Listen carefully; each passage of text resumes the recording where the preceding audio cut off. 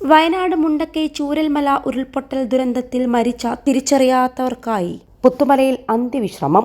Harrison plantation ഭൂമിയിൽ അടുത്തടുത്ത് കുഴികളെടുത്താണ് സംസ്കാരം നടത്തുന്നത്. സർവമത പ്രാർത്ഥനയോടെയാണ് സംസ്കാര ചടങ്ങുകൾ നടക്കുക. അവസാനമായി തന്റെ പ്രിയപ്പെട്ടവർക്ക് അന്ത്യാഞ്ജലി അർപ്പിക്കാൻ നിരവധി പേരാണ് പുത്തുമലയിലേക്ക് ഒഴുകിയെത്തിയത്. അതിനിടെ ദുരന്തത്തിൽ മരിച്ചവരുടെ മൃതശരീരങ്ങളും ശരീരഭാഗങ്ങളും തിരിച്ചറിയുന്നതിനുള്ള ശാസ്ത്രീയ പരിശോധനയ്ക്കായി ബന്ധുക്കളുടെ രക്തസാമ്പിൾ ശേഖരണം തുടങ്ങി.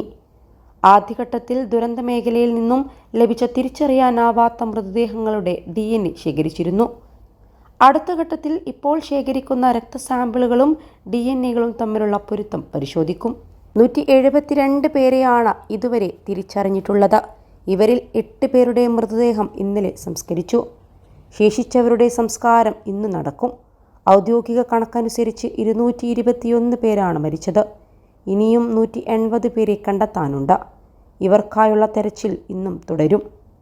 അതേസമയം ചൂരൽമലയ്ക്ക് മുകളിലേക്ക് തെരച്ചിലിനായി പോകുന്നവരുടെ എണ്ണത്തിൽ ഇന്ന് നിയന്ത്രണം ഏർപ്പെടുത്തും.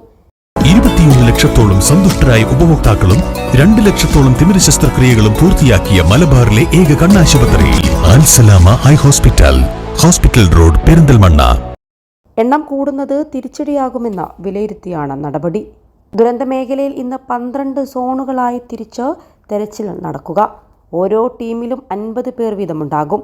ഫയർഫോഴ്സ്, NDRF, SDRF എന്നിവർ ഓരോ ടീമിലും അംഗങ്ങളായിരിക്കും. കൂട്ടത്തോടെ മൃതദേഹങ്ങൾ കണ്ടെടുത്ത ഇടങ്ങൾ കേന്ദ്രീകരിച്ചാകും ഇന്ന് പരിശോധന. രക്ഷപ്പെട്ടവരോ ബന്ധുക്കളോ എത്തി മൃതദേഹങ്ങൾ ഉണ്ടാകാൻ സാധ്യത ഉണ്ട് എന്ന് പറയുന്ന ഇടങ്ങളിലും തെരച്ചിൽ നടക്കും. ഇന്ന് തമിഴ്നാടിന്റെ സംഘവും സഹായത്തിനെത്തി. അവരുടെ 5 കെഡാവർ ഡോഗുകളെ ഇന്നത്തെ തെരച്ചിലിൽ ഉപയോഗിക്കും.